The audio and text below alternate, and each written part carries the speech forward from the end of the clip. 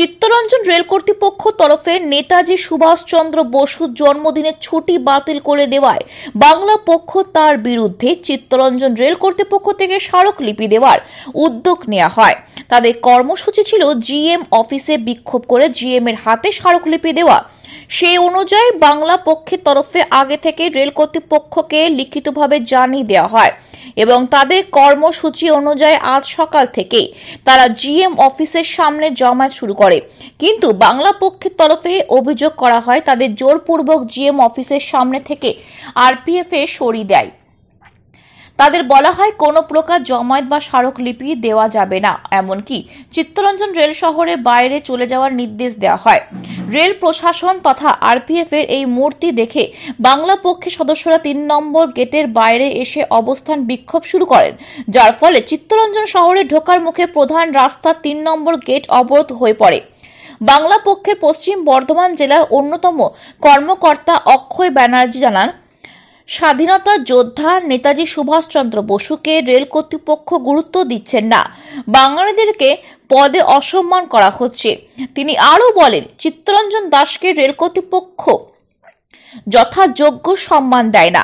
23শে জানুয়ারি ছুটি বাতিলের বিরুদ্ধে এবং বাংলা মনীষীদের সম্মান রক্ষার দাবি জানিয়ে তারা স্মারকলিপি জিএম এর হাতে তুলে দিতে চেয়েছিলেন, কিন্তু সেটিও দিতে দেয়া হচ্ছে না। তাদের দাবি যতক্ষণ পর্যন্ত তাদের হাত থেকে চিত্তরঞ্জন রেল কর্তৃপক্ষ স্মারকলিপি গ্রহণ না করছে ততক্ষণ তাদের অবস্থান বিক্ষোভ চলবে। তবে 2.5 ঘন্টা অবরোধ চলার পর তাদের একটি প্রতিনিধি দলকে জিএম অফিসে ডেকে পাঠানো হয় এবং তাদের হাত থেকে স্মারকলিপি গ্রহণ করা হয়। তবে রেল কর্তৃপক্ষের তরফে ডেপুটি জেনারেল ম্যানেজার জানান, আমরা কোনো ছুটি বাতিল করিনি, আগে যা ছিল এবারও তাই আছে। ব্যাখ্যা দিতে গিয়ে তিনি বলেন, এটা রেস্ট্রিক্টেড হলিডে, অর্থাৎ যাদের ইচ্ছা হবে তারা ছুটি চাইবেন এবং যাদের ইচ্ছা তারা কাজ করবেন। কেন্দ্রীয় সরকারের একটি কর্তৃপক্ষ আজকে আবার প্রমাণ করলো তারা বাঙালি বিরোধী সংস্থা এবং বাঙালির ভাবাবেগ নিয়ে তাদের কোনো মাথা ব্যথা নেই। বাঙালির বীর সন্তান নেতাজি সুভাষচন্দ্র বসুর যে জন্মদিন 70 বছর ধরে যেটা হয়ে আসছিল স্বাভাবিক নিয়মে, বাংলার মাটিতে অবস্থিত একটি কারখানা, সেখানে এখানকার কর্তৃপক্ষ সেই জন্মদিনের পালন করার বন্ধ করে দিয়েছে এবং আমরা তার আবেদন মাত্র করতে চেয়েছিলাম এবং সেটা যথেষ্ট শান্তভাবে এবং তাদের যথারীতি তাদেরকে অলরেডি আমরা জানিয়েছি এবং তারা রিসিভিং কপি আমাদেরকে দিয়েছেন। তা সত্ত্বেও কর্তৃপক্ষ রীতিমতো ডিনাই করেছে, তারা এই বিষয়ে আমাদের সাথে বিন্দুমাত্র কথা বলবেন না এবং শুধু তাই নয়, আমাদেরকে এখানে থাকতেও দেবেন না। তো আমরা বাধ্য হচ্ছি চিত্তরঞ্জন শহর ছেড়ে বেরিয়ে গিয়ে 3 নম্বর গেটের বাইরে আমাদের বিক্ষোভ অবস্থান বা যাবতীয় কর্মসূচি ওখান থেকেই হবে। তবে চিত্তরঞ্জন কর্তৃপক্ষকে এইটুকু জানাতে চাই, এইভাবে বাঙালিকে আটকে রাখা যাবে না।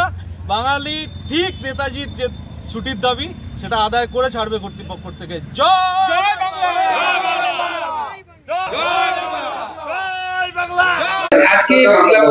না, এটা কোনো কথা নয়। আমরা গত বছর যে ক্যালেন্ডার বানিয়েছিলাম তাতেও আমরা নেতাজিতে রেস্ট্রিক্টেড হলিডে দিয়েছিলাম, এবছরও সেই রেস্ট্রিক্টেড হলিডে দেওয়া আছে। মানে যার ইচ্ছা হবে সেই ছুটি নিতে পারে, সারা বছর 2খানা রেস্ট্রিক্টেড হলিডে পাওয়া যায়। যে আর ইচ্ছা হবে সে আরিস নিয়ে অ্যাভেল করতে পারে ছুটি। সেটা আমাদের বক্তব্যে আগের ছুটিটা ছিল, মানে এটা কি বলে কোনো ছুটি ছিল না। আগের গত বছর আরেক ছিল সিপ আপনার ডানকুনি, ইলু ডানকুনিতে ওটা আপনার পেড হলিডে ছিল, ছুটি ছিল। এবছর তাই আছে। এখানে কি কোনোদিনই ছিল না? এখানে আমি তো 2 বছর ছিল না। আগে ছিল, আগে ছিল, আমি কোনোদিন ছিল না, কিন্তু বহুত দিন আগে সবসময় রেস্ট্রিক্টেড হলিডেই ছিল। মানে যেটা ছিল সেটাই আছে, কোনো পরিবর্তন হয়নি।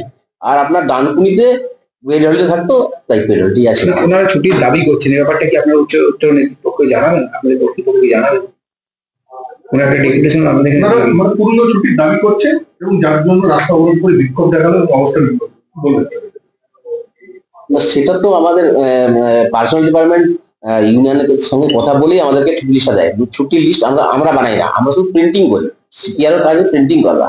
কিন্তু যে ছুটির লিস্টটা ওটা পিসিপিও আমরা ইউনিয়নের সঙ্গে কথা বলে ওটা ফাইনাল করে আমাদের লিস্টটা দেয়। একটা ডেপুটেশন দিয়ে গেলেন। হ্যাঁ, ওই পিসিপিও বলতে পারে কি করবে আগে। আপনার উচ্চ নেতৃত্বকে জানাবেন, আপনাদের কর্তৃপক্ষ পিসিপিও অলরেডি দিয়ে দিয়েছে। পিসিপিও কর্তৃপক্ষ, পিসিপিও ছুটি লিস্টটা আমাদের প্রোভাইড করে, আমরা শুধু ক্যালেন্ডারটা প্রিন্টিং করি। আমাদের আর কিছু করণীয় নেই, ছুটিটা ওরাই ইউনিয়নের সঙ্গে কথা বলে ডিসাইড করে। নেতাজির ছুটি নিয়ে কোনো রকম কোনো পরিবর্তন হয়নি। হয় গত বছর মতো অ্যাডিটিভ তাই আছে, কোনো ছুটি বাতিল হয়ে গেছে এরকম কোনো ব্যাপার নেই। বাংলা পক্ষ পশ্চিম বর্ধমান জেলার উদ্যোগে এই সিএলডব্লিউ কর্তৃপক্ষ এর একটা বাঙালি বিদ্বেষী, এরা সুভাষ বিরোধী, এরা চিত্তরঞ্জন দাস বিরোধী। আপনারা কালকে আমরা জানিয়েছিলাম যে আমরা কালকে আসবো, আমরা জিএমকে ডেপুটেশন দেবো। আমাদের প্রধান দাবি ছিল সুভাষচন্দ্র বসুর জন্মদিন সিএলডব্লিউ বাতিল করে দিয়েছে তার ছুটিটা, সিএলডব্লিউ ছুটি বাতিল করে দিয়েছে। এরা 2019 সালে সুভাষের মূর্তি ভেঙে উপরে ফেলে দিয়েছিল।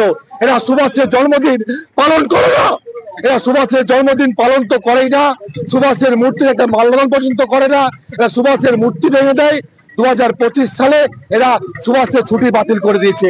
এত বড় এরা সুভাষ বিরোধী, এরা চিত্তরঞ্জন দাসের নাম পর্যন্ত এরা চেঞ্জ করতে চায়।